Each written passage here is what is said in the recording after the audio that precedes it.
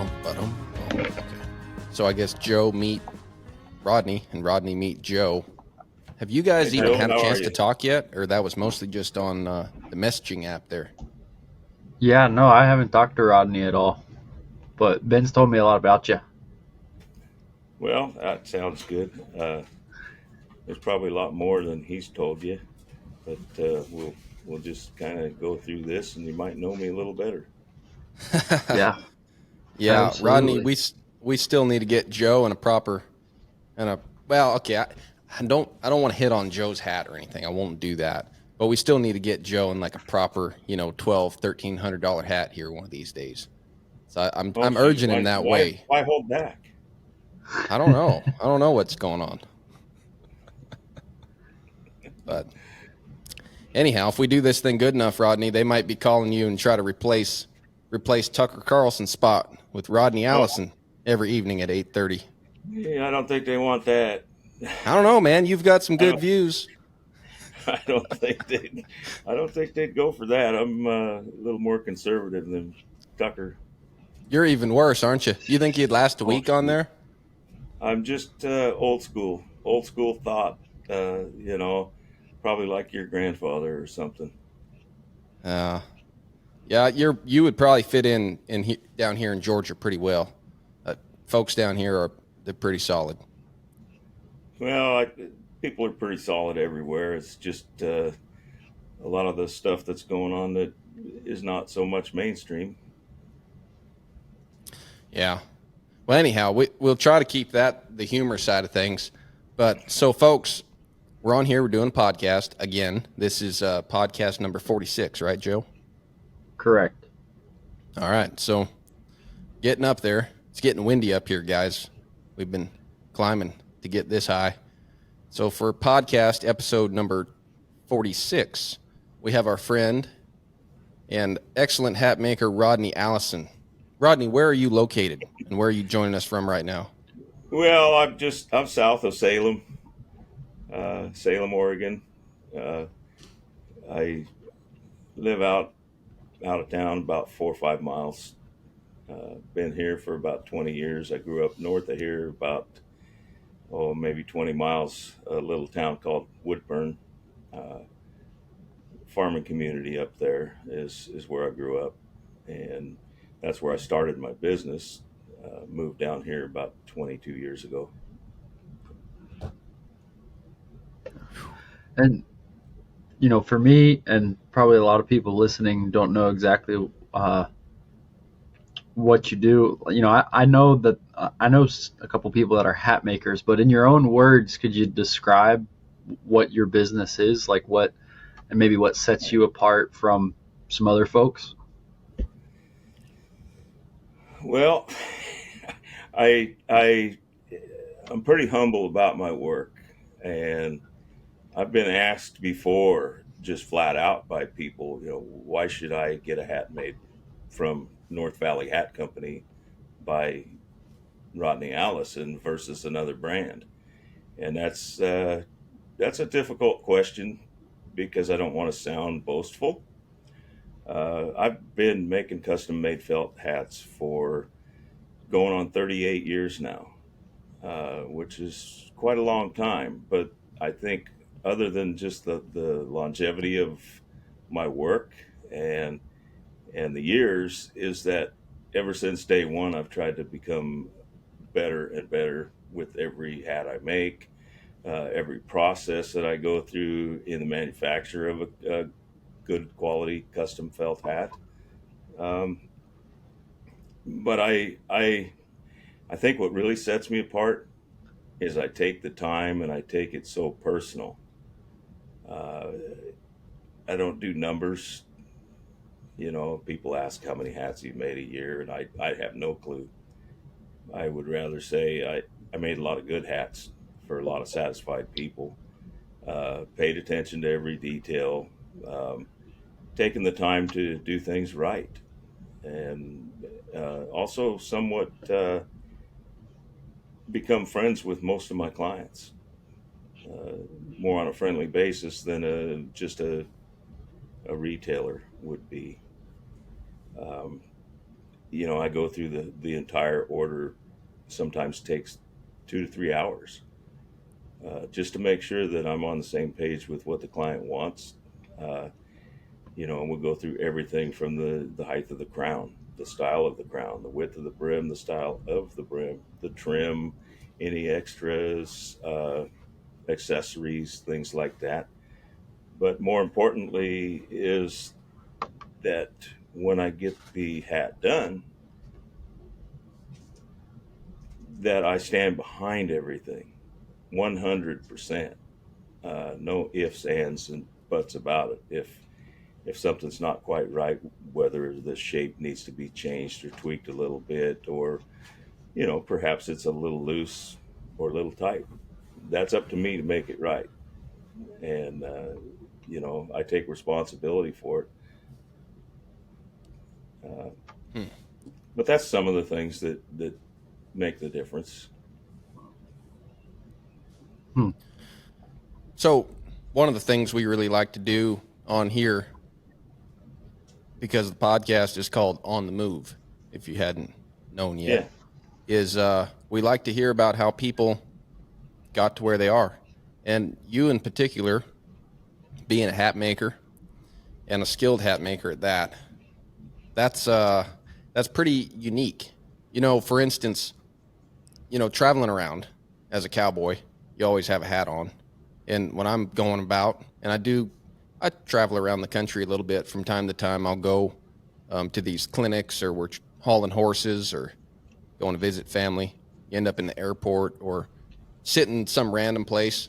And I've always got one of your hats. And that's the thing, someone notices the first about a guy that's wearing a cowboy hat. They're not going to like say, "Hey, where'd you get your belt from?" or something. If you got a hat on and they're curious, and you're obviously from outside of their world, they're curious about your hat. And so I've shown your hats to a lot of people, and I'm always telling them about Rodney. And that's something I'd sure like to know about, is how you got into making hats and kind of where that journey got started for you. okay. Well, do you want me to go ahead and Shoot. kind of Yeah. sum that up? Yeah. Yeah. Tell us a Okay. little bit about Well, where that idea popped in your I head.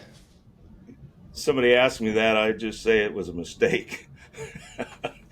But actually, I was friends with the gentleman that owned a Western store in town where I grew up, and we were just having coffee in the back room one day, and I looked over and saw what appeared to be a computer. Of course, this was long before personal computers, house computers.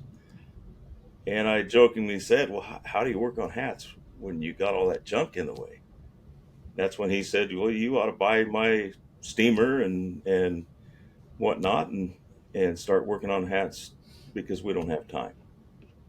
And being pretty young then, in my 20s, early 20s, I thought, well, I'm not doing anything. Might as well. So I did. It didn't take me very long to figure out I didn't know what I was doing, and he didn't know what he was doing well enough to teach me anything. Uh, so I struggled with it, trying to learn. Uh, Eventually, I bought some equipment from a guy who reluctantly sold me the equipment, but little did he know that the sticker on the equipment with an address that was half torn off, he left enough for me to read that address and figure out that it said Hellman, SE, and it had to be an A, and the only word I could think of is Seattle. And so I got a hold of directory assistance, which was something we had in the years past. You called it on the phone and they'd tell you what the phone number is. Anyway, I got a hold of this guy, and he was 77 and had been making hats since he was 20. And we talked quite a bit, and he took a liking to me and invited me to come up and spend some time with him. And he taught me what he could. And of course, I had to take what he taught me and put it into my own uh, manner of creativity and make it work for me. I mean, you can watch a guy build a house, but you can't turn around and go out and build it the same. It just takes your hands-on experience. And anyway, that's one of the guys that taught me a lot. And then I ran into a guy that worked for Resistol his entire life. He was introduced to me by another big hat company uh, executive, and we hit it off the same way. And then I was introduced later on to another guy that worked for Stetson his entire life. And they all three just kind of took me under their wings and taught me what they could and showed me what they could. And through the years, it's just been trial and error and really trying to improve with everything I do. So with that said, like I said, I was pretty young and I rodeoed quite a bit, rode bareback horses, and decided I'm going to quit my job and just ride bareback horses and make hats when I'm home. Um, that was all fine and dandy, but I really wasn't all that good. You know, so I was good sometimes, but I sure got hurt a lot. Uh, anyway, eventually I quit my job and went into making hats and just rodeoing. And after a few years, I got hurt pretty bad. And by the time I'd healed up, I was deep into the hats. And that's where I made the decision, well, I'm this far in. Why don't I just make a go of it? Uh, so when I did end up going back and rodeoing again, and finally did give it up, I had something to back up to. And that's where I've been ever since. Hmm. Heck of a story. Yeah. Sounds like you were pretty fortunate to run into the folks that you did at the correct time you did. Yeah. I mean, it's not very often that somebody that does a trade that anybody's interested in learning, that has been in that trade for that long, whether it's a machinist, a hatter, a saddle maker, bit and spur guy, doesn't really matter. Uh, when you have somebody that knows as much as those three knew, that's willing to open up to you, that's pretty darn fortunate. Because every time they would tell me something, every one of them would say, every one of them would say, "Don't tell anybody. Keep that to yourself." And they were serious. So I really appreciated the fact that they opened up to me and shared, some of their little tips and secrets and things that they knew about. That's very interesting because that's a reoccurring thing that we've heard from other artists and makers, not just yourself. Have you given that much thought? And does that inform the way that you act now with, I'm assuming you've probably helped some younger hatters or just people. Do you feel like you guard information more or less because of that experience learning? Oh, I guard it. Do you? I honestly do. Um, when there's a technique that's taken me years and years to perfect, and I've gone through the struggles and not really hardships, but the struggles to get where I wanted it to be. Uh, like putting the finish on felt. I'm known for the finish on my felt. I'm known for some of the other, aesthetics that I do, you know, with the hat itself, but that finish.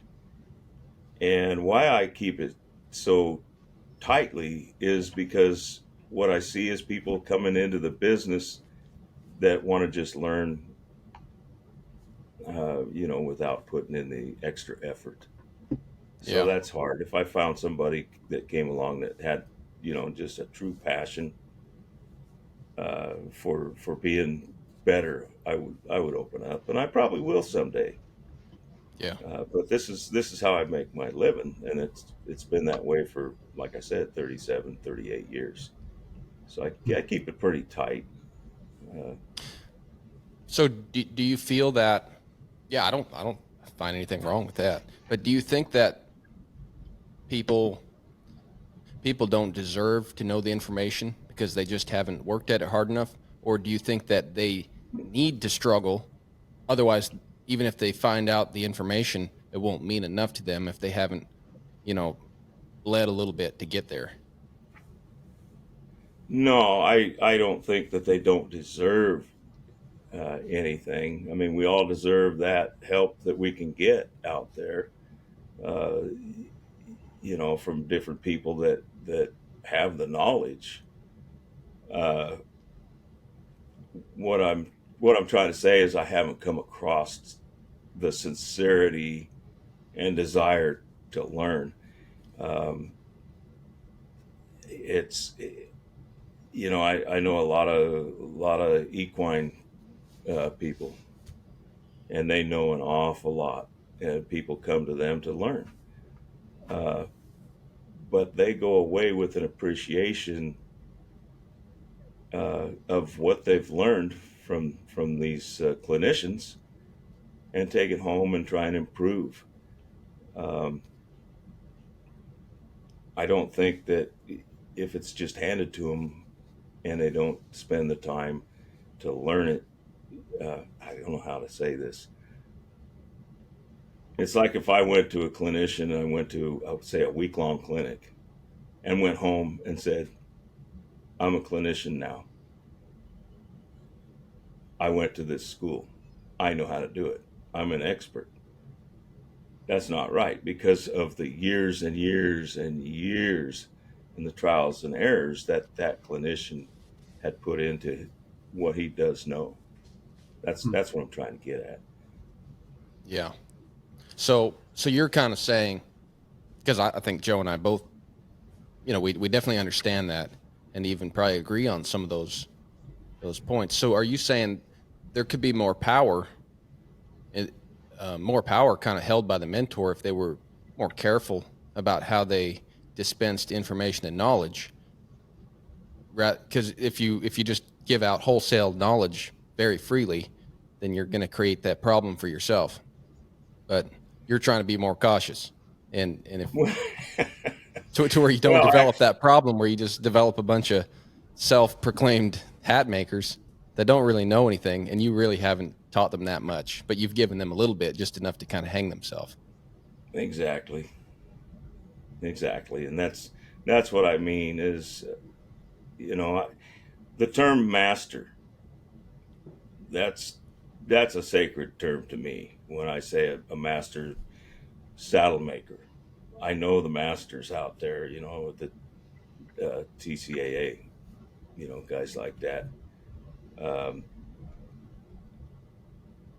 I did not even put the name master in my title on my business cards till after probably 25 years or more, because I didn't think I had earned it. And I see a lot of hatters and other people that want to put that on their title, without all the knowledge it takes to be named a master, whether it's a horseman or saddle maker, hat maker. It doesn't matter. Yeah. Yeah. I mean, Rodney, I've thought of you a few times in my own business dealings because I can attest to your character. I don't even know you that well, but you built me two hats that you didn't even sell me because there was a small blemish, and you were like, I'm not letting that thing out of my shop. You're like, hang tight, I'm making you a better one. And that spoke to me so much that I've had opportunities to sell horses. I've had opportunities to do things where I could have just kept my mouth shut and made a little money and made things slide, and I would have still had friends. And a couple times I thought of you, and I thought, dang, Rodney Allison wouldn't even send me a hat that I couldn't even see the blemish in the photo hardly.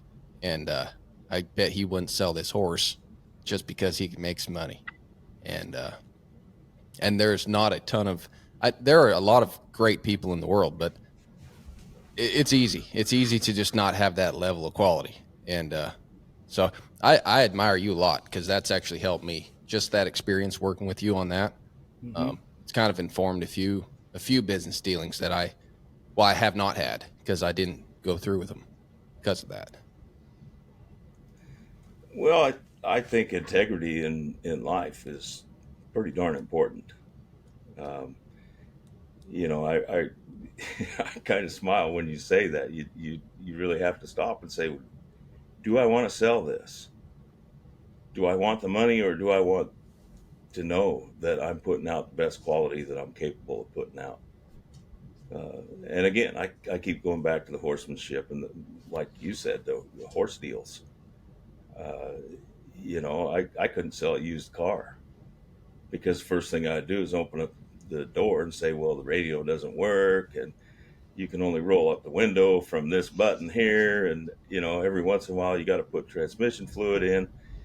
Uh, I would rather say, okay, let's do things straight, be able to sleep at night.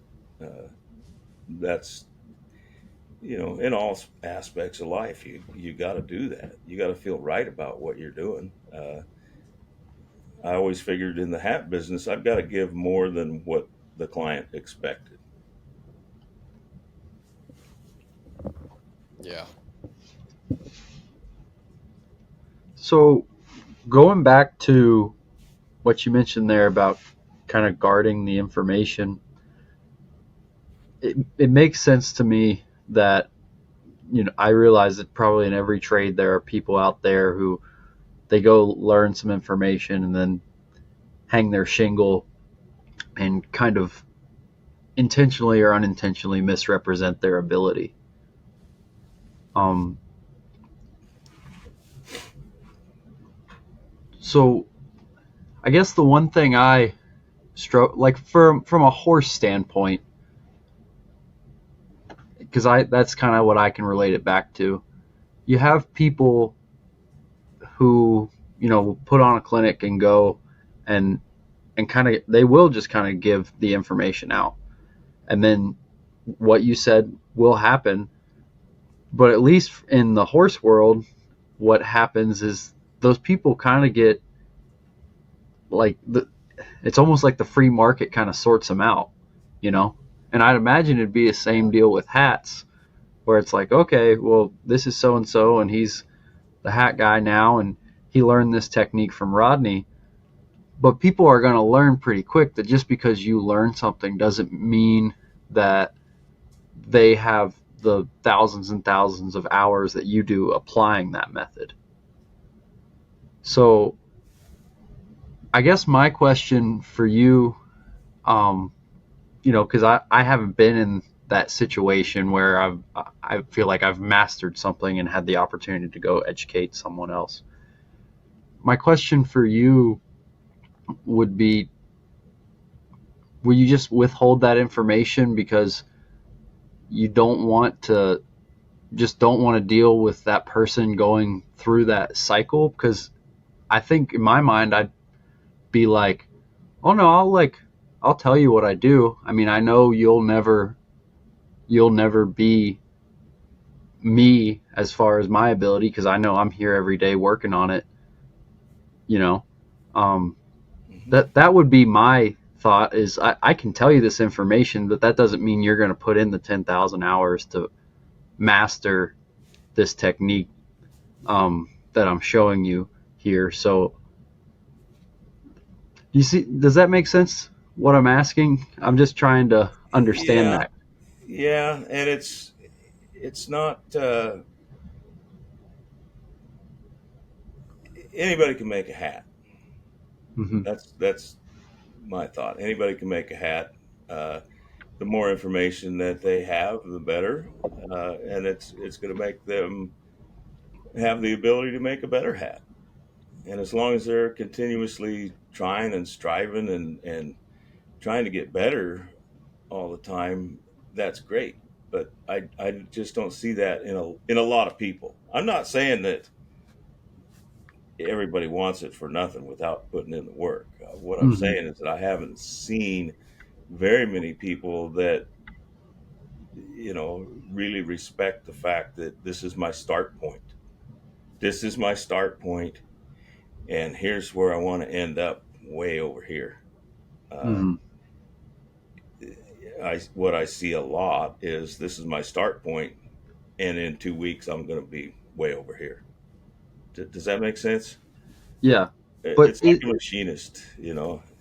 yeah, isn't it impossible for them? So, do you think what happens after that?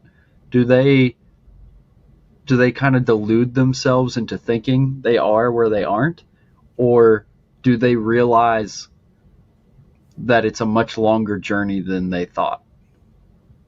I think a lot of people, including me, get into many different things, whether it's a hobby, even with horses. A lot of people get into horses. Oh, this is going to be great. I went to some clinics and now I'm going to just go on and it's going to be smooth. Well, it's a long road if you want to improve and get better. I don't think that. Um, I don't think that anybody's just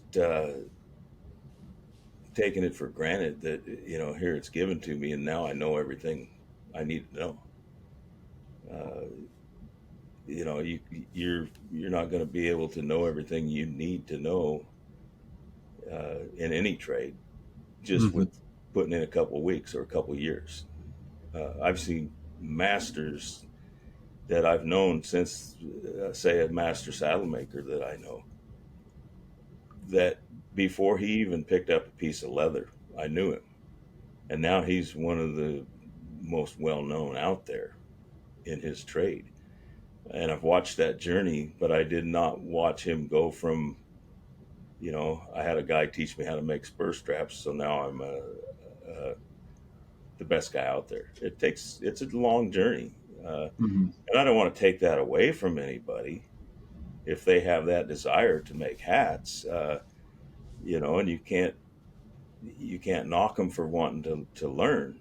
Uh, all I'm saying is that you have to have that drive, Hmm. and some people hit a wall. Uh, no matter what their trade is, they'll hit a wall and say, I don't have the drive to get any better. This is how it's done, and this is the best I can do. And if they would keep trying, who knows? The light might come on in 2 weeks, and boom, there's what they were looking for, and they've advanced their trade for themselves just tenfold because they were willing to go through that and take the time and discover what they can do. Hmm. Yeah. Yeah, I think you notice people that stop trying that not only don't get better, they actually start getting worse. Like you can't just coast. It doesn't like like people you just notice people start getting worse. They get sloppier and sloppier and then eventually they quit. But Well, listening to you talk, like it was making me think of something that I noticed just around here that's similar where like I remember getting into horsemanship because I've been working at this pretty hard now about 5 years. And I remember being very enthusiastic and like like a real zealot. Anybody I ran across telling them all about all the little things and probably really throwing my pearls to the swine, so to speak. And then getting hmm into riding horses for the public. Every client you have, you're trying to make converts out of them. And I don't think there's anything wrong with that, with kind of showing them what you're doing and getting excited.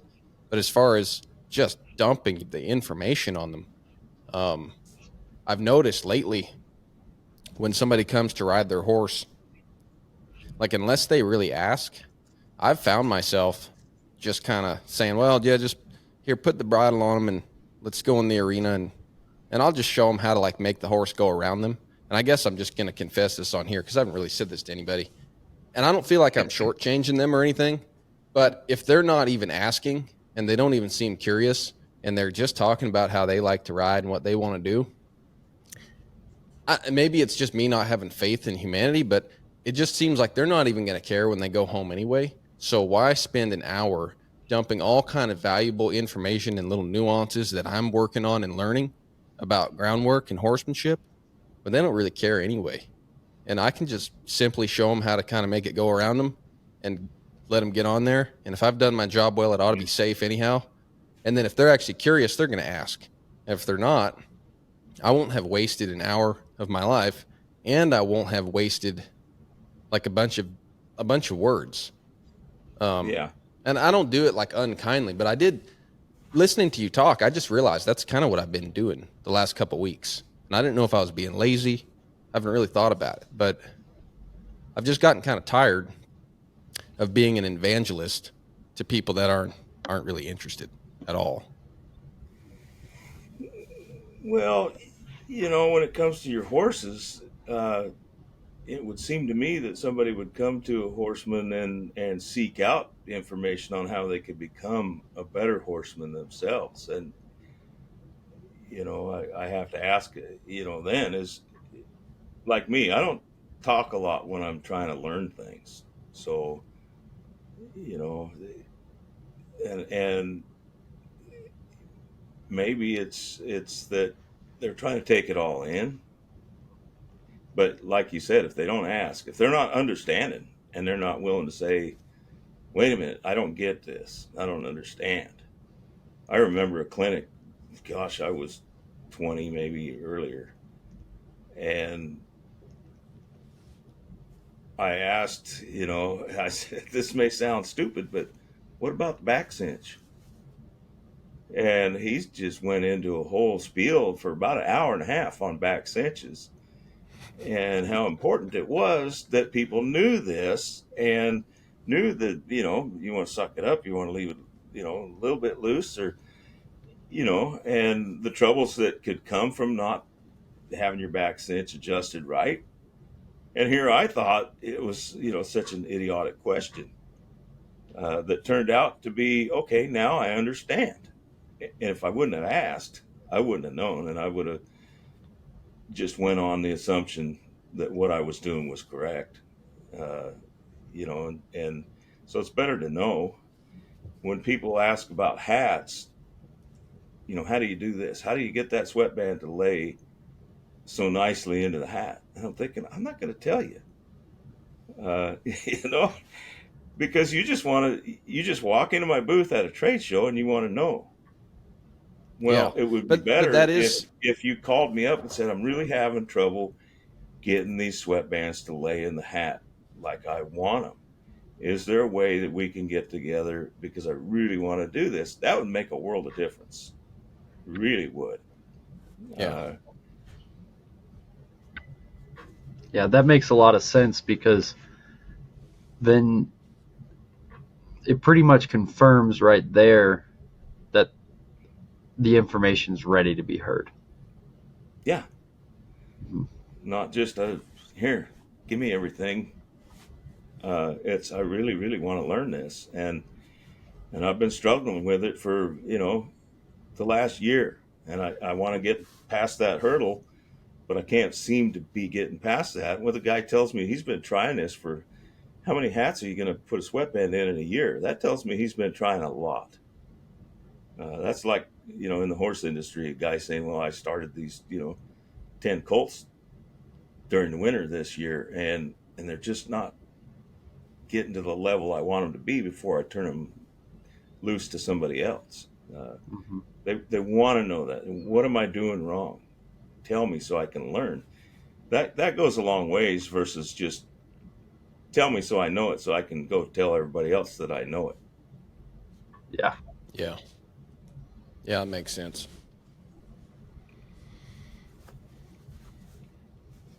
Yeah. It Go ahead, Joe. I've got some questions, and this might switch gears on the conversation. But anytime we have an expert on the show, I feel like I need to abuse this platform a little bit for my own personal interest.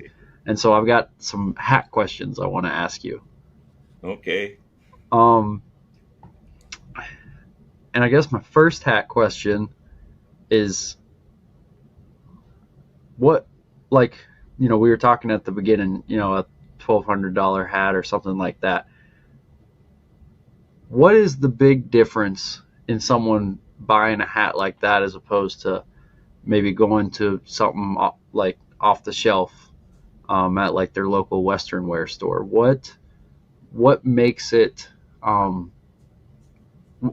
What's a what is the consumer going to notice after wearing a custom hat for a while? Well, right off the bat, when they first put that hat on their head, and I won't say it's exactly 100% of the time, but it's pretty much 99.8% of the time that when I make a hat for somebody and it's specifically made for them, when they put it on their head, they kind of, well, wow, I've never felt a hat feel so darn good. It feels like I've been wearing this my whole life. Uh, like I was born with it. It fits. It's not too tight. It's not too loose. It has makes contact with their head all the way around versus just tight in the front and the back where it's going to fall off and be not on their head when they want it to be. That's the first thing that I would think people notice, that just from my experience. uh, and then they start to look at say some of the aesthetics, and they look inside, and I do a special braid in my higher end hats that actually took me years to figure out how to do it and have it look artistic. And I laugh at, here's where I started and here's where it is. Because when I look at that braid now, I'm thinking, boy, that's nice. When I look at, say, the first ones I did for say maybe a couple of years, I have to laugh at it and say, boy, that's come a long ways. But they notice the aesthetics, like that special braid. That's not something you see in a hat that you bought off the shelf. It's just stitched together and thrown together in a mass production way. Uh, Taking the little time to do that, taking the little time to make sure it's just the right fit, the right shape. Where, say, if I was to make you a hat, obviously you're not here. If I call you and say your hat's done, I'll throw it in the mail. I'll take a picture, develop or not develop it, but put it on the computer and email it to you. Yeah. So you're not just saying, well, I hope this is what I wanted. Uh, so you get the right shape in the crown and the right shape in the brim. But if people start to look at the details, the way, like if you have binding, which is the material that goes around the outside edge of the brim, sometimes people have. Mm-hmm. I do that a lot in the vaquero buckaroo hats, more than others. I do that, with the fedoras and dress hats that I make.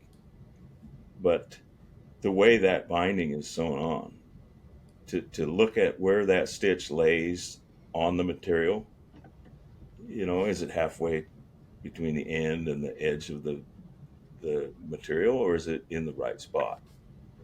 And to look at that and say, boy, this is almost as perfect as you can be.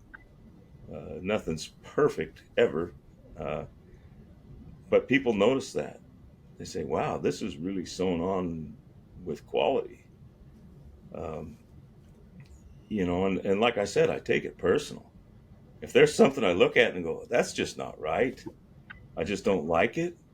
Um, like Ben said, I'm going to back up, take it apart, and do what I have to do to make it where I can look at it and appreciate my own work. Mm-hmm. Uh, does that make sense there?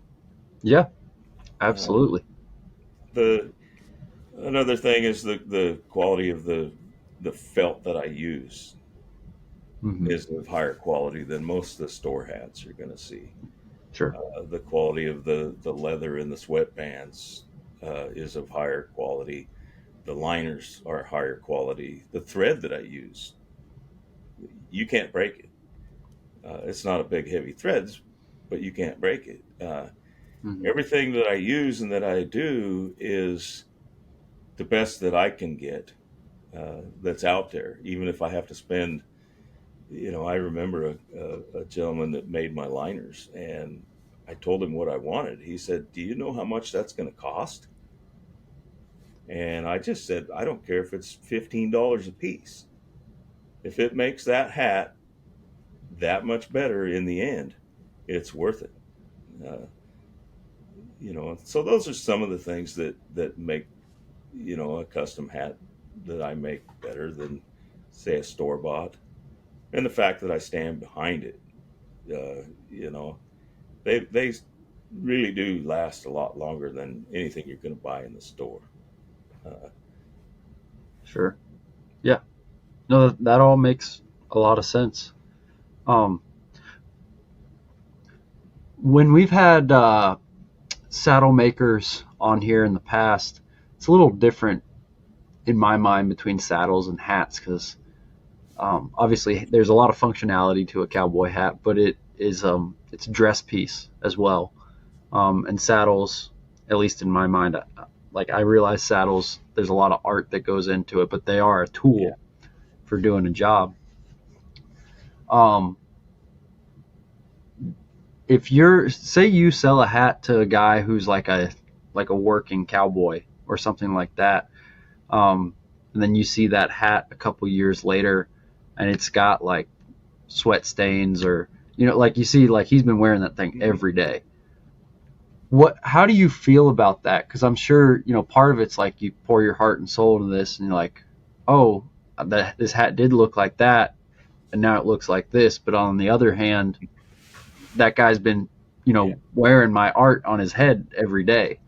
So is that like a mixed bag of emotions, or how do you feel about that? not at all. I Yeah. would I would say off the top of my head, probably a good 80% of the hats that I build Hmm. are for guys that are working cowboys and cattlemen that are out there in the weather, in the sun and the heat and the snow and the rain, every single day. That's why they buy the, top quality saddles and gear, Hmm. because they want it to last. And where they might get one season out of a inexpensive hat at the store, I've rebuilt hats, seriously, that are 20, 25 years old, that I've made for people. Wow. And I'm not saying they're all going to last like that. If you go out there and really use it, there's going to be maybe wear marks in the crown and things like that. But when somebody spends that money, it's because they're getting that quality. As far as my work goes, Hmm. there's that's a lot of money. On average, my average hat's say $1,000. Sure. So Uh, if I had to go fork out $1,000 for something, it's hard to do. But knowing that if I fork out this $1,000, it's going to last me, 8, 10 times longer than something that I spent 250 or 300 on. Does that make sense? Yeah. Uh, No, it makes a lot of sense. And I'm sure there's a lot of people, like you said, it's kind of the same with saddles or gear. It's hard to take the plunge initially yeah, to spend that money, but then one, you are using something with a lot of quality, and two, if you really did just want to pencil it out, it might be the more economical choice if you really are the person that's going to be using that every day. yeah. And I do see hats that, have been used for, 4 or 5 years, and I run into them, and I remember a guy back when I rodeoed, uh, and he came up to me and he said, "Man, this hat you made me is the best hat I ever had. And it's just dirty tough." And I looked at that hat in horror. It was it was like, how many bareback horses did you have to crash on to get it so beat up looking like that? But, you know, he knew already that, this was 4 or 5 years of wearing that hat, riding bucking horses, that if he'd had an inexpensive hat, say from the store, it wouldn't have lasted 1 year. Right. And that's like you're talking about the saddles and the gear, uh, and it can go with anything. I bought $20 Walmart shoes uh, until I quit going to Walmart 3 years ago. Anyway, my feet hurt so bad I couldn't walk. This is a fact. Finally, I broke down and bought some more expensive shoes. Now these shoes I wear are $140 just slip-on shoes that I can wear around the shop. Haven't hurt a bit. They last, 2-3 years. That makes things worth paying the extra money. Uh, you know, Economic sense, like the saddles and gear you're talking about. Yeah. Rodney, for folks that don't know, could you talk a little bit about what differentiates beaver felt from wool felt? And especially for folks that don't know, they can go in a feed store and buy a hat that says 100% felt. But, beaver felt is obviously more expensive, but also just could you talk about the characteristic differences between the felts and why beaver felt is more expensive, but why it's so much better to use for a hat outdoors? Okay. Well, let's start. All felt is made the same.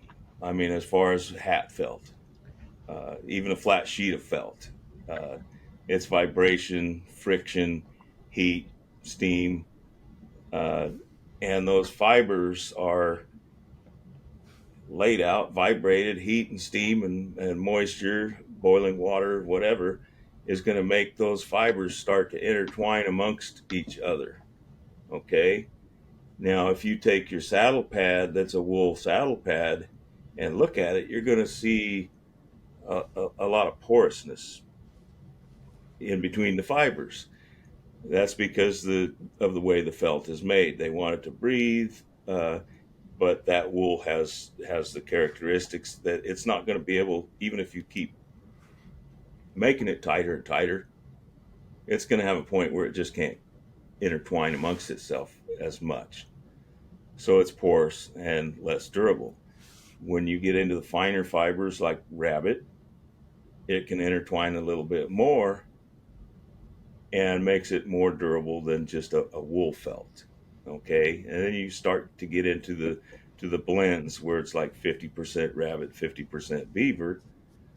That beaver is a finer fiber, so as it intertwines, it can become more densely intertwined. Does that make sense? Yes. There, Yep. you see that density there versus this density. Uh, And there's different properties, microscopic properties to the fibers on rabbit and beaver and different hides like that. The barbs on the beaver fiber itself tend to like a fish hook, goes in, doesn't come out. Okay, so if the fiber goes in and doesn't come out, it means you can bend that, do whatever you want. It's not going to come out. Uh, so the more beaver, when you get into the 100% beaver, you're really getting a tight, dense piece of felt that's flexible, but yet it has the properties that hold the fibers together tighter to where they're not going to break, say, if you stomp on your hat. Uh, and a lot of people, especially if you wear hats a lot, you've probably seen where maybe you grab it and crease it and do all these things to it, and there will be a tiny, like a break in the felt. What that break is the fibers pulling apart. So then there's a weak spot in that felt where those fibers have pulled apart. So the more beaver content and better furs like that, beaver belly, which is just the finer fur from the belly of the hide, and on up into mink and different things, it creates that density and locks things together. I can go, you know, a lot of hats are really stiff. Like say if you went to the farm store and looked at their inexpensive hats, they're really stiff. And when they break, they break. How's that? Can you do that with those hats and have that Oh, hat pop wow. right back into shape? I mean, you just can't do that, you know. And people tell me, well, how should I treat this hat? And they're all tender with it, and I say, no, just grab it, mash it, do what you're going to do, because eventually you're going to do that anyway. Yeah. But you follow what I'm saying. If I did Hmm. that with one of those real inexpensive hats that's mostly wool or mostly rabbit, it's going to break those fibers. And if Yeah. you do that 3 or 4 times, that hat's going to be trashed. So are they Does that spraying help hat in stiffener? any of that beaver quality? You were talking about those stiff hats, though. Are they spraying some kind of stiffener on those hats at the feed store to get them that way? No, generally they're the the stiffener that's in a felt hat is impregnated into the felt during the felting process. When the hat body is being built uh, at a certain stage of felting that hat body, they'll take it and put it into a stiffener machine, and it rolls stiffening agents into the core of the felt. Uh, some hats years ago, a lot of hats when they used the like mercury processes and different things like that, they were really soft. You see hats from the 30s and 40s, big wide brim hats, you know, Tom Mix, tall and wide, and those hats are really soft. I mean, they this one's really soft. It some people say, "Oh, that's not stiff enough." Well, it doesn't have to be stiff to hold the shape and hold the body. It has to be quality felt. And so they put more stiffener in a lot of hats that are it's the the lesser quality of felt, the more stiffening agents generally are used on that felt to allow it to keep its shape. Does that explain much there? Yeah. Yeah. Yeah, that makes sense. So when you're Stiffeners, building a go ahead. yeah. Oh, go ahead. You were saying more about stiffeners. Well, and I was going to say I've had people bring hats in for renovations because I do still a lot of renovations. And I'll have to look them in the eye and say, I can't do anything because this hat's been stiffened aftermarket somewhere along the line. And I don't want to make it sound like I'm slamming anybody because like mainly it happens at Western stores or somewhere they do, minimal amount of work on hats. I could sell this hat if I can shape it. Well, what I see a lot is it's not holding its shape, where it's really hard to shape. So they pull that stiffener out and they stiffen it and they spray essentially varnish into the felt. And it doesn't go into the felt if they're not putting it on right. Uh, I'll hold that secret close. But if you don't use that, I I used to make felt hat stiffener by 50-gallon drums and sell it to the market, and I just said I don't want to do that. But if it's not put on right, it lays on the surface of the hat, and then you'll see where it gets scratched by, say, your fingernail or anything, and you can see this mark on the hat. Hmm. So as far as the stiffness aftermarket stuff, that's stay away from that. I'm Okay. not sure. I'm not sure if I answered a specific question. Yeah, I think you did. Um, so what I was going to ask you, when you're building a hat, at what stage are you coming in on the process? Because I'm assuming you're not out there trapping beavers. So at what point do you pick up with the felt and then take it to a finished product? I buy what's called hat body or a body in the rough, or hat. Some people call it hat blank, and essentially what that is I'm trying to put it into terms that are simplified. When the felt is made for hats, instead of being made on a flat sheet, like a sheet of felt that say buy to put underneath a lamp at home or something, it's not made on a flat sheet. It's made on a cone, and that cone's roughly 3 feet tall. The fibers are drifted down onto this cone that has really small holes in it, and it gently sucks the fibers to the cone, and it turns slowly, and the fibers come down on it. It's does its thing, and then the felt is taken from there. It's folded in a special manner, and it goes through rollers that vibrate, and boiling water is dripped down onto it, so it makes it smaller, smaller, tighter, and tighter. That makes it into a cone that's now tightened up. The fibers have tightened up to the point where that cone, going from say 3 feet tall roughly, is now only 2 feet tall, and it's still a cone.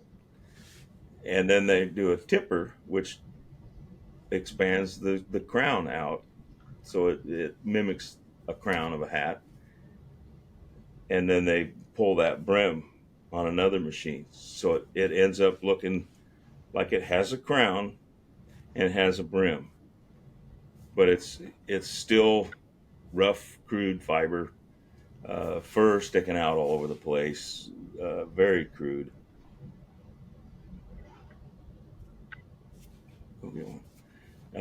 Anyway, my we need to take a break. All right, no problem. But let me finish this. So anyway, I take over after those processes. The felt is made, it's dyed, it's got stiffener impregnated into it, the correct amount of stiffener, and then it shows up to me. It does literally mimic an old hillbilly hat, if you want to put it that way. It's got a crown and a brim and just a rough, crude piece of fiber. Okay. What my wife wanted to know is if you wanted me to bring in a hat body to show you what I started with. Yeah, you could do that. Yeah, we can do that. After the break? Well, do we need a break?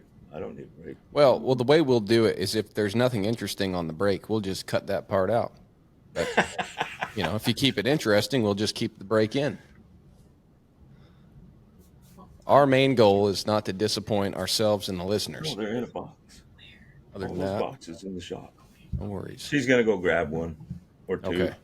They're stuffed in boxes out there. Well, we're waiting for her to bring one. Maybe you could talk a little bit about where you get those from, because you and I were talking a little earlier today, and you were saying that there's kind of a shortage right now on those hat bodies. There sure is. And what's the deal with that?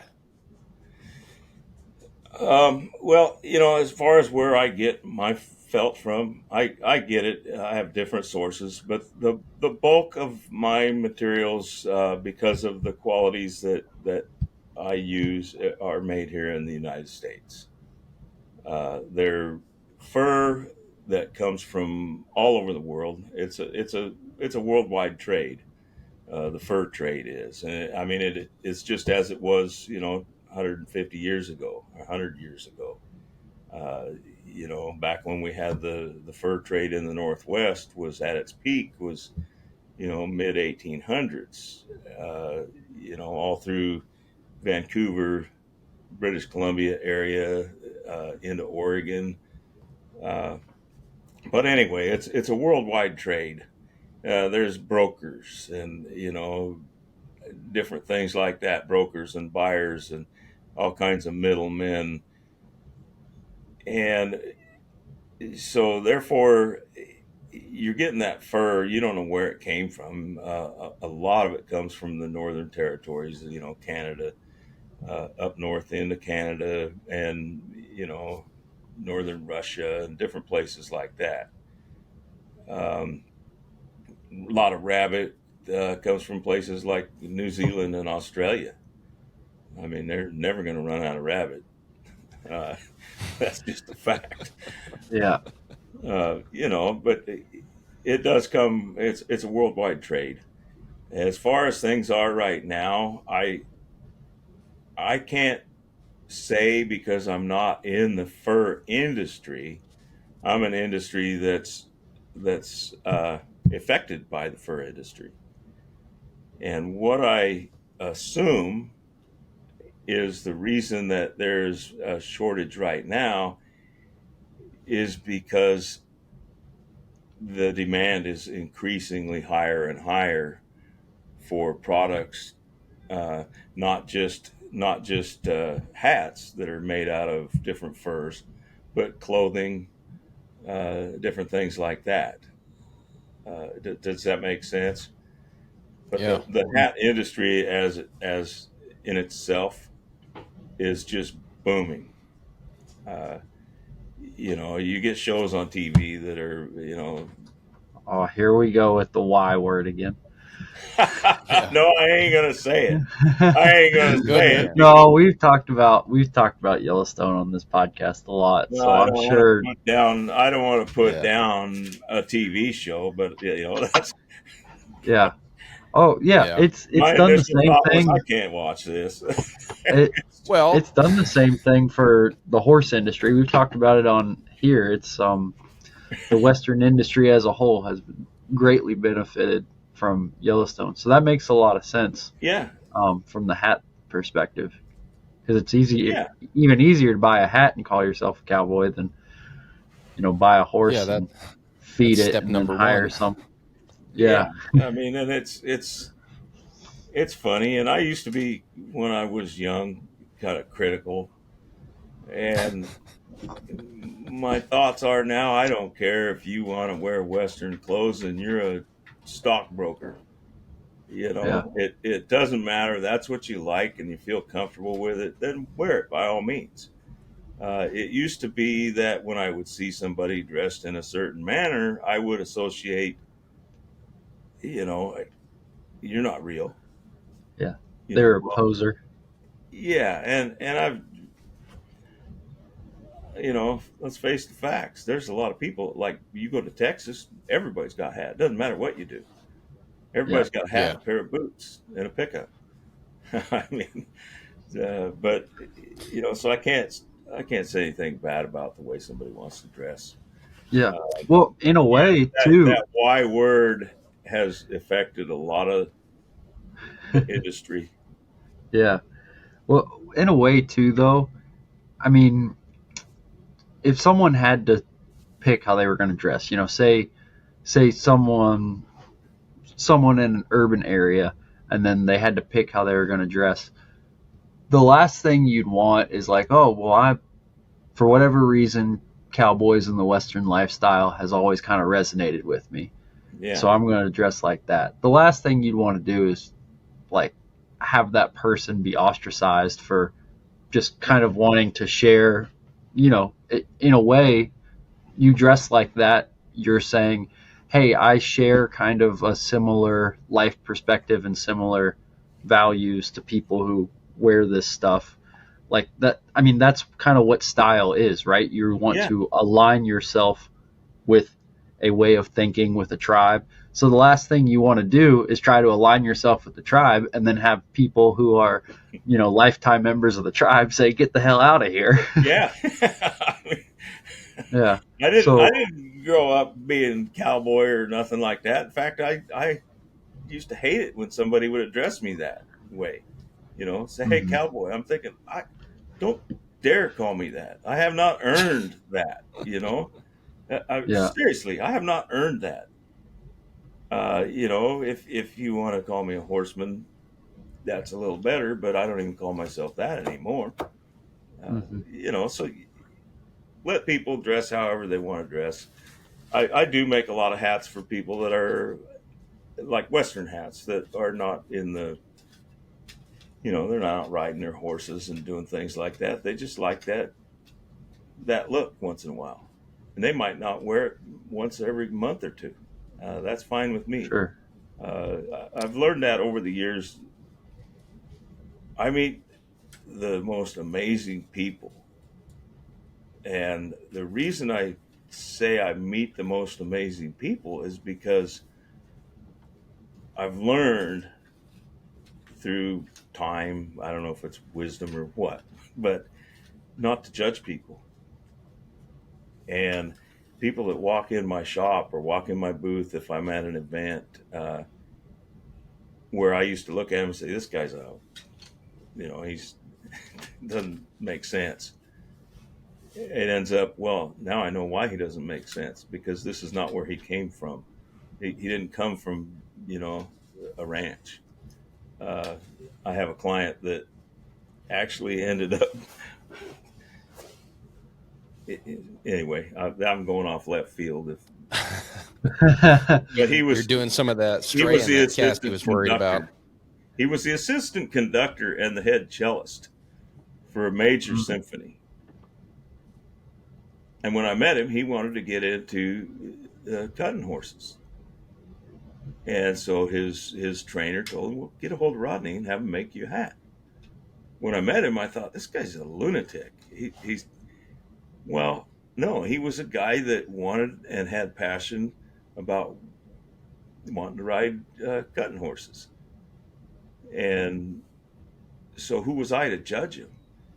And by judging him as somebody that I might think is idiotic, what I found was this man's a brilliant musician and conductor who's worked for some of the most prestigious symphonies around the world. And that really started to open my head up to dress however you want, as long as you're buying hats from me, I don't care. Yeah. I wanted to show you this real quick. I don't know if you Yeah. can see this. This is a felt hat body. Let me move out. This is what I start with right here. This is 100% pure beaver right here. And that's what I start with. But you can see the crown, there's kind of a tip in the crown. That's part of that cone. And if I pull the side down, can you see that makes it even more of a cone? Yep. On this side here. Yep. And it's hard. I wish you could see it closer to see the crude fibers and everything that's in this piece. But this is 100% beaver, and when this hat is done, it will have the finish on it that's like crushed velvet, and that's part of my. I'm known for that finish. So anyway, I wanted to bring that in since my wife had that. Yeah. Yeah. Thank you. But anyway, So- I don't know. I got way off on left field with the dress. No, that's fine. And for anyone that's just listening, because not everybody can see the podcast, Rodney was holding up this big floppy, like farmer looking hat. Isn't there a movie where one of the guys wears a hat that looks like that? Like all it's missing is a string for a hat band. I can't think of what it is. I don't know. But it's just that's the feel like goofiest there's looking several. hat, right? You But put that thing on, you look like Han Yonker Supreme. I've had people come in and say, I just need one of those bodies just for a hat. They wear that? And bought it just right like it was. And he wore it all the They time. must have been Mennonites. It was my old Mennonites neighbor, or Amish. farmer. Yeah. Well, good for them. Um, So a question I had for you, Rodney. So is everything you make 100% beaver then? no, No. Okay. no. I make 50% beaver, which is rabbit and beaver blended. Okay. And then I make the 100% beaver, which is all beaver, fibers from the entire body. And that's also sifted. So it takes out the guard hairs, which are the big, thick, heavy hairs that you see mainly when you look at the animal. The undernap is what's left. And I make a beaver belly, which is strictly the fur from the belly. It's the finest fur on the whole body. Then I make a mink blend, which is a mink beaver blend. Uh, it adds it's more lustrous to the touch, so to speak. Okay. And then I used to make shoot, I can't even think what it's called. Uh, I can't think of the name right off the top of my head, but I don't make it anymore, so that doesn't really matter. Fair enough. I just don't make it because I didn't think it was all that great. Uh, Sure. So from my limited hat knowledge, and maybe it was the belly one, but isn't there one of those grades, I guess you'd call it? Isn't there one of those where you can't really alter the color of the hat that much? no, No. when Okay. when the felt is made, Hmm. it's all dyed. Okay. I don't do anything with the dye at all. The different colors, silver bellies, buckskin, light colors to the browns and dark colored grays. Um, but you may or may not be thinking about what's called natural, and Okay. natural is just the natural fur, no dyes, has not ever been bleached or colored or anything, and the natural is a tan shade. Hmm. Um, so I don't know if that's what you might That's think. probably it. I mean, again, I'm just shooting in the dark. I know some folks that, um, that tan shade you described. And again, I'm probably not articulating this very well Mhm. because I'm sure my memory's foggy on it. But they said, "Oh yeah, it's this particular color because I wanted, maybe not 100% beaver felt was the right way to say it, but I guess they wanted kind of that more natural, like this. This is the hat. This is like how it comes looking out of the process. Like that's what they wanted. So Okay. that was my understanding. But again, I'm no hatter, and I'm Yeah, well, that asking might. you. It sounds like you're talking about the natural, which is Yeah, just natural. probably so. And if you Yeah. look at the natural, it's called a color, natural tan. Hmm. And you look at it very closely, you can see that it's got some red fibers, some tan fibers, some brown tones, even some black tones, but it's all blended together. So it looks Hmm. like a tan, but it's completely undyed. Um, and by the time you're done putting the finish on the felt, you don't see all those multitude of shades in there. Um, Gotcha. Hmm. and the one thing about that natural is that they blend beaver from all over the world and different times a year, Hmm. so that it's consistent.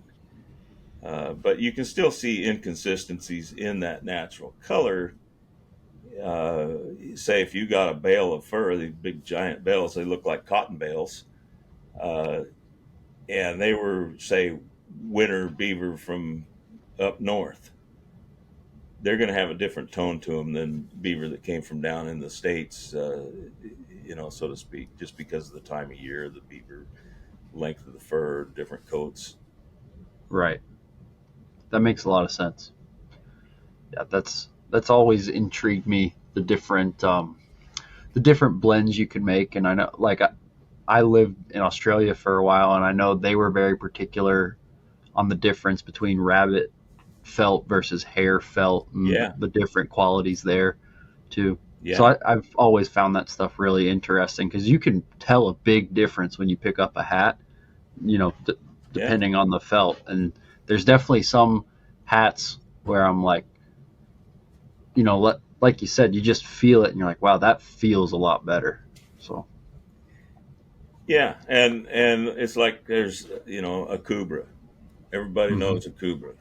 hmm They've been around for a long time, and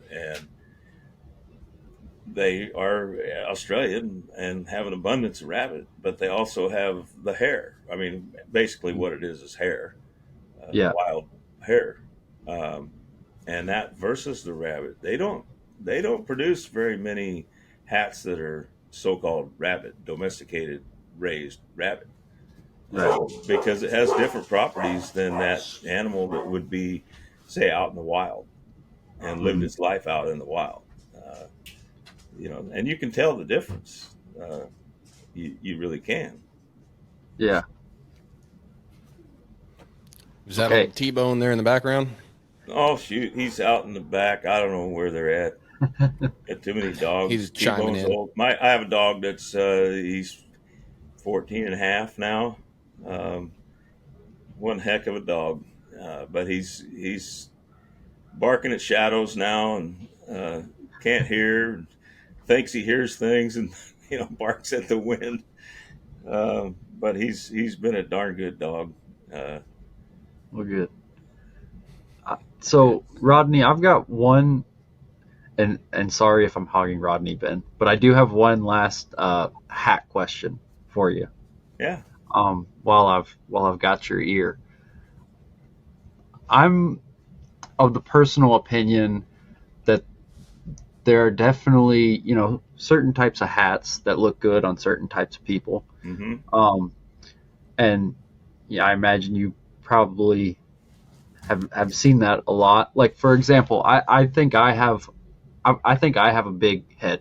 I'm Mm-hmm. a bigger guy, so I think my head's proportional. But like a road hat, something with a shorter brim. Yeah, I've never found a road hat that I thought looked very flattering on me, mm-hmm. as opposed to something with a bigger brim, because kind of fits my bigger head and wider shoulders, compared to someone with a smaller stature or something.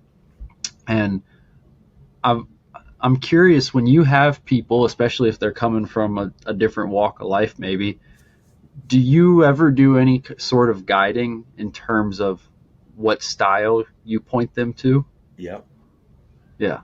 Can you yeah. I talk do. about that process a little bit? I do. But I'm going to back up a second because I'll guarantee you, if you had five different basic styles of hats, from say an old west hat, a standard, what you would call a standard cowboy hat, Hmm.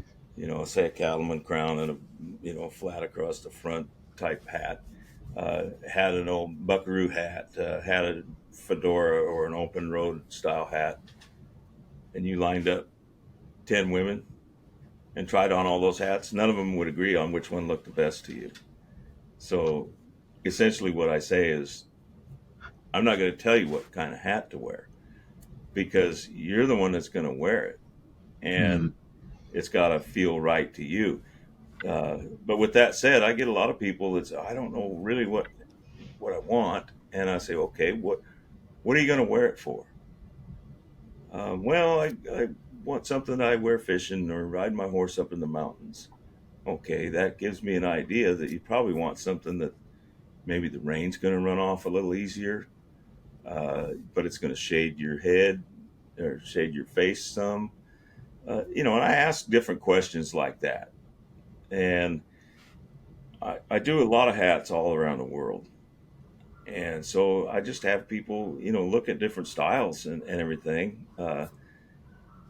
And we walk through everything that they're going to be wearing that hat for and what might be the best purpose for that hat.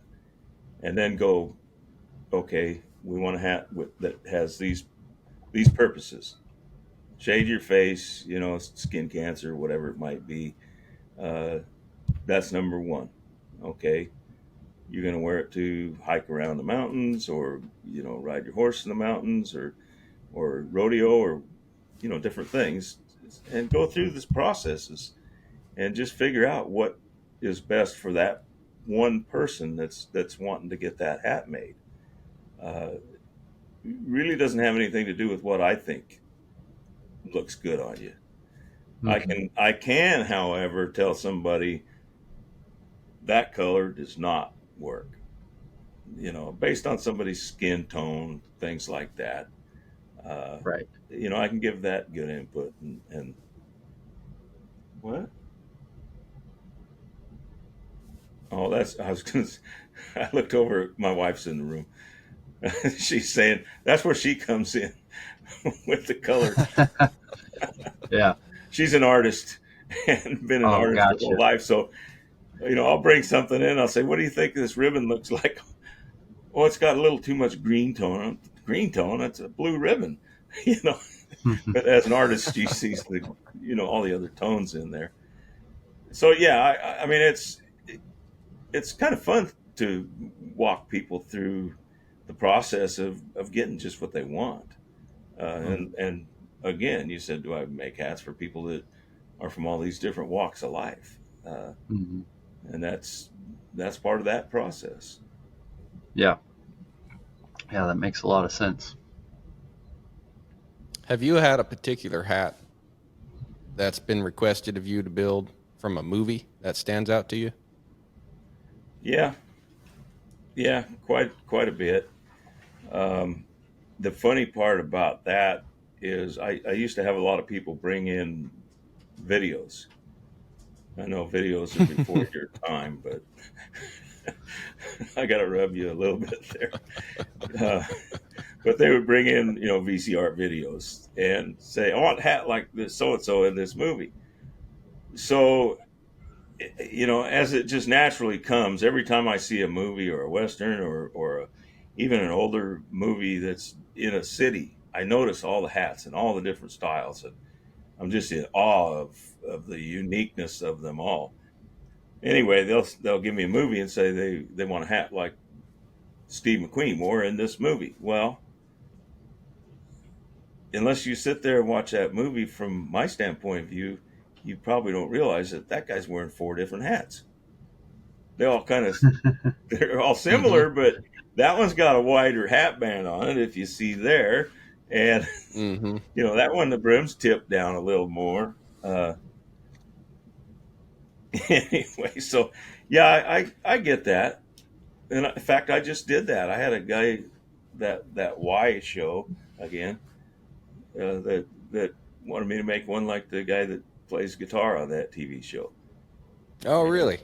so we did that. Nice. And, it's people always want something that they think looks cool that they saw in a movie, or, you know, that's I would have thought, Rodney, I would have thought you had a big stack of black hats and all sizes you just keep in stock and you let them go with a pair of sunglasses for free.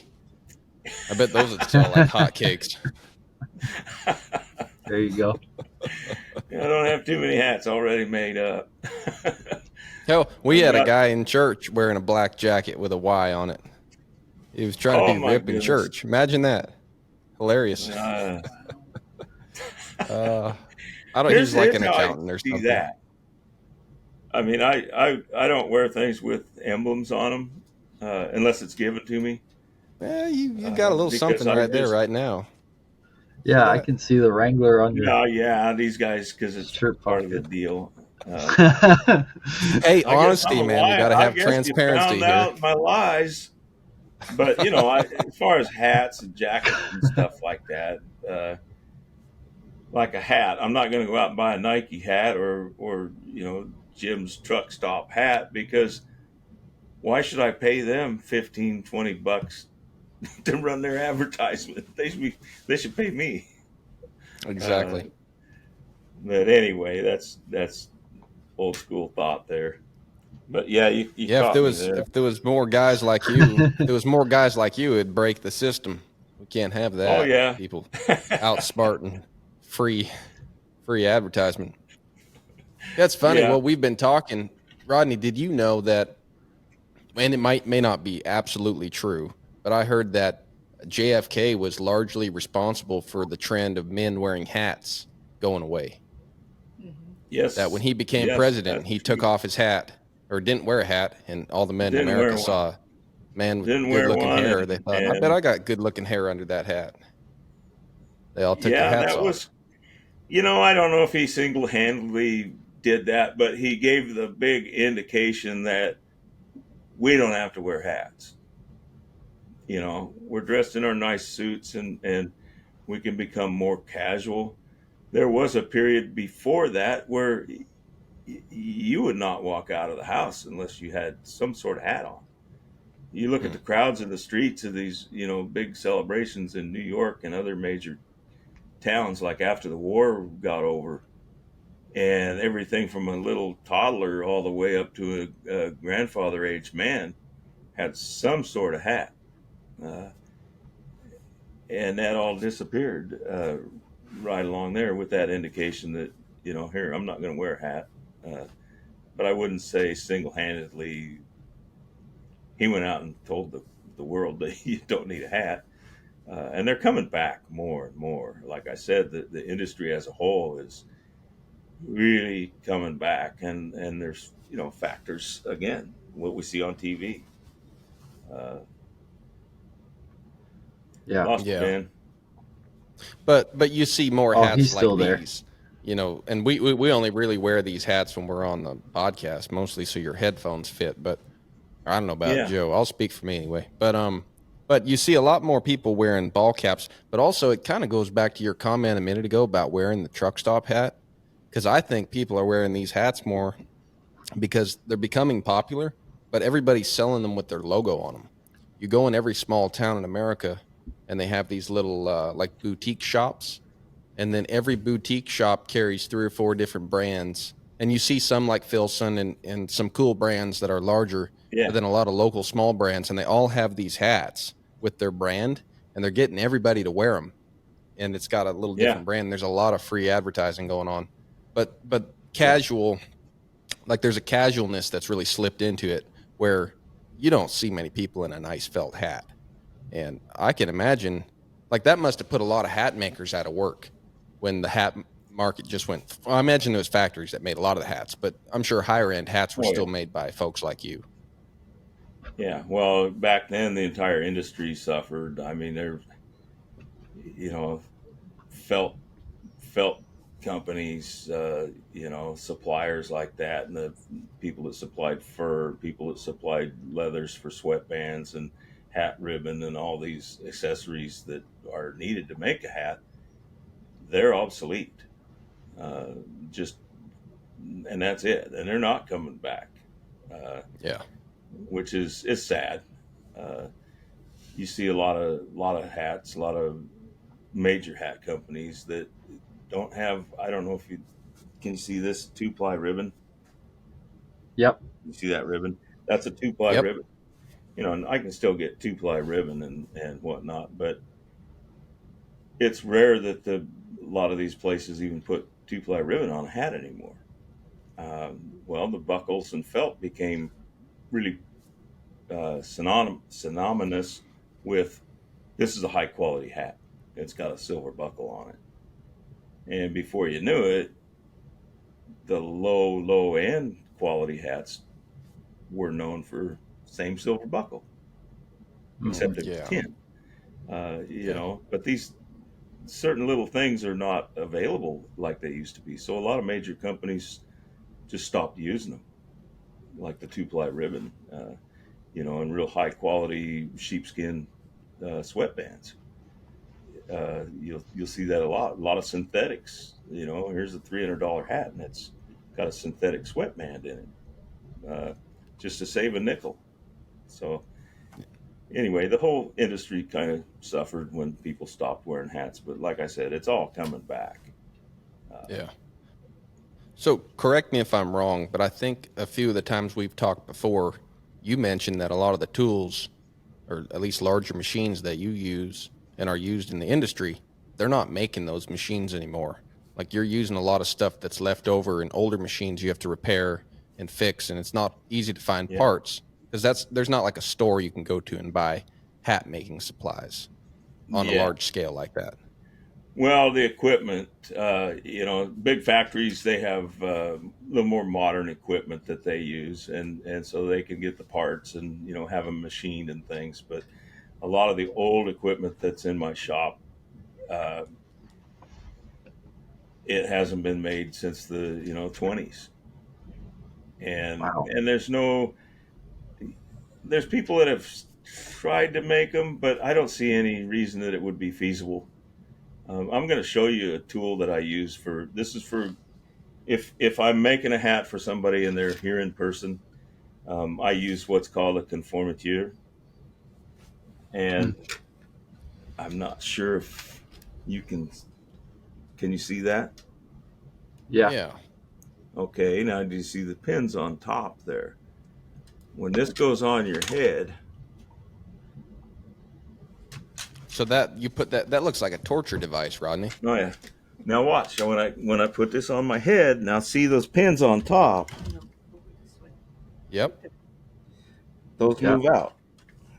And then I put paper in there, clamp it down, and that will give me a printout on a piece of paper. Wow. And I use this with every hat that I make, providing that I'm seeing that customer or client in person or at a show that I go to.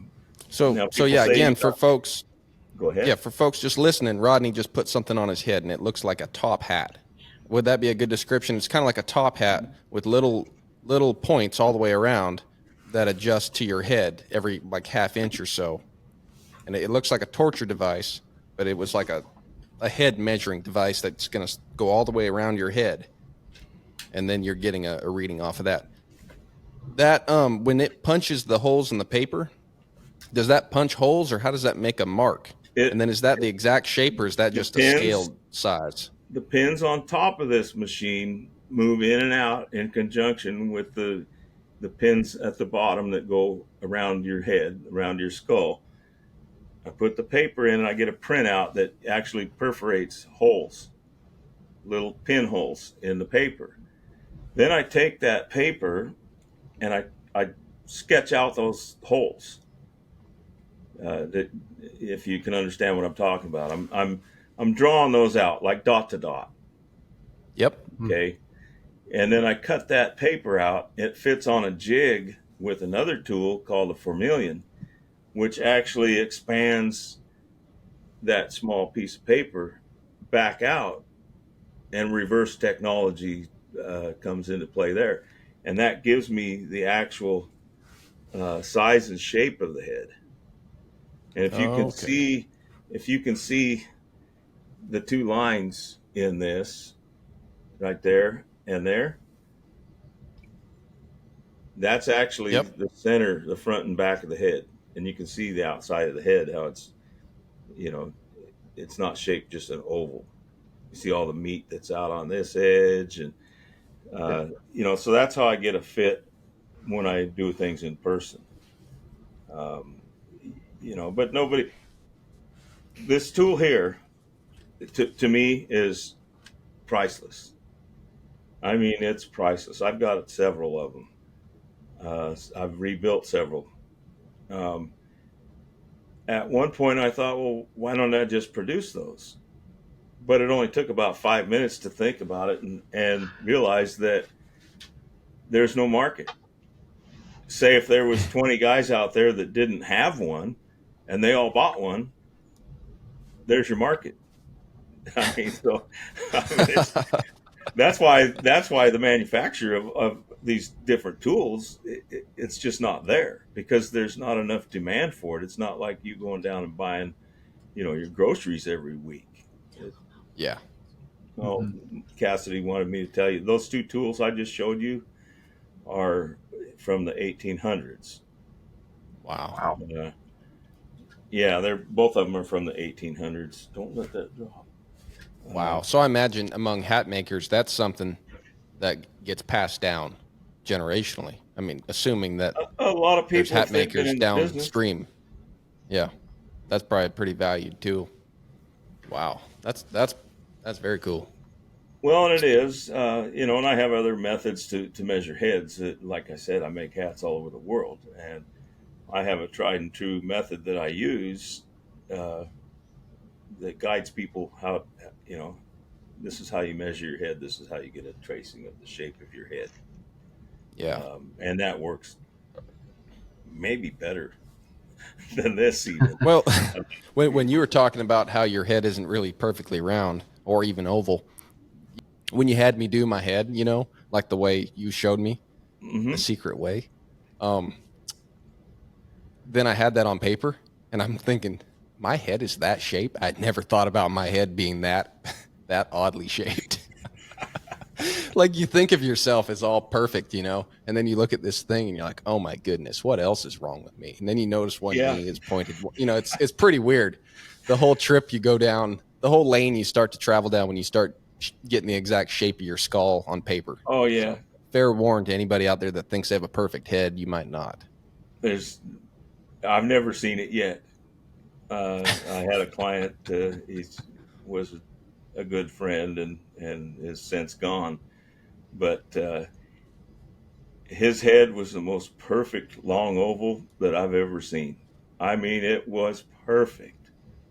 But the problem was it pointed off to about 130, which meant that when he put it on, it was no matter what he put on his head, it was pointing off to the south direction quite a ways. So yeah, nobody's got an oval head, and again with a store bought, shelf bought hat, or whether it's handmade custom hat, if it's not fitted right, you'll never know that feeling. It makes sense. Joe, you got anything else? Otherwise, we probably ought to head towards the wrap up on this thing. No, this has been awesome, Rodney. I've really enjoyed being able to sit down and bend your ear and listen to all this for a while. This has been really cool. Well, it's good to meet you. I know there's a lot of questions I probably haven't touched on or answered. Yeah. Well, that's our excuse to get you back on here in a little while. Well, if I ever do come back on, if I'm ever fortunate enough to have you guys invite me back on, I'll be a little more relaxed and, Yeah. I won't have stage fright anymore. Good deal. I think you crushed it, man. I wouldn't worry about that one bit. Well, yeah, I sure appreciate you guys having me. Hey, and Rodney, I'm sure if you'd like to, the dozen or so people listening to this thing, if they want a hat, you want to tell everybody where they can find your business if they want to look you up? Well, if they want to look up my website, it's northvalleyhatco.com. And a lot of times if they're doing a basic search, they can just say North Valley Hat and it'll come right up. And I have a presence on Facebook, North Valley Hat Co., North Valley Hat Company. And I'm out there in the public a little bit, not a whole lot, but hats, Salem, Oregon, northvalleyhatco.com. And I have a lot of information on the website, a lot of information, that's fun to look at, fun to read. And all my contact information is on there as well. All righty. Well, awesome. We'll hopefully they head your way. And folks, he likes making hats for that YTV show, so he's real good at them. If you've got a particular character that you want a hat, he'll make you look just like him. Money back guarantee. All righty. Well, that's it for episode 46. And folks, take care. Rodney, thanks again. All right. Adios, guys. Good to meet you, Joe. Take care, Ben. Thanks, care. Rodney. Bye.